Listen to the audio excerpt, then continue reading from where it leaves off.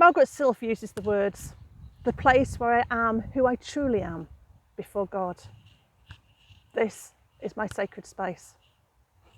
The place where I am who I truly am before God.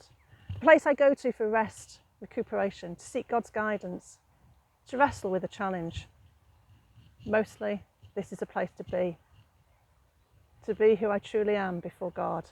A place where words aren't necessary, music, social media are absent. It is quite simply the place where I am. It's the safest place on earth, a place to recover and rest, a place of affirmation. Yet it's also a challenging place, a place where my innermost thoughts, my attitudes, prejudices, my outlook, they're all there in view of God. A place where I open my soul before myself and God. So my sacred space, well, it's also a dangerous place. For to be who I truly am in my sacred space, there's no hiding. Yet to move forward, to become more of who I seek to become in Christ, there isn't any staying still. This is the thing about my sacred space. When I emerge, I'm not the same as when I entered.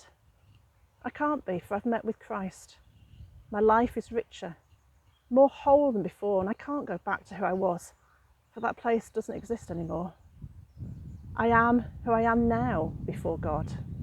If you like, a liminal space, the place in between who I was and who I am to become.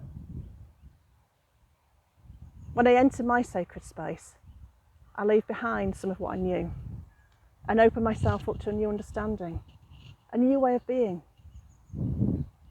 Usually small changes that added up over a lifetime. I see a significant shift in who I was and who I am now. So my sacred space, it's a beautiful place.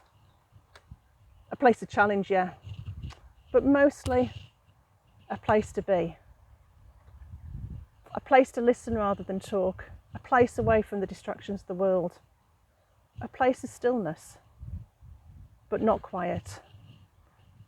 A place where I go to hear God speak to me, a place to be with God. I find this sacred space in many places. Anywhere I choose to be with God in this intentional way to be. Usually I choose to meet with God in the hills, for this is the place I most easily enter my sacred space, while walking or sitting and taking in the sights and sounds of creation. I might journey with a fellow traveller into this sacred space. Or God might bring along someone to join me for a while on the hill. Sometimes I'm alone with God. For the hills, well, they offer this vastness. It's not limited to the walls of a building. The hills of solitude from the race that life can become. They offer exercise and a time to process, a time to be. And for me, the hills are the most natural place to be with God, to seek guidance, to be challenged, and simply to be in the presence of the one who loves me. Today, this is my sacred space. Amongst the deer, amongst the lambs, amongst the birds, sat above the river, with the bluebells starting to emerge into the warmth of spring.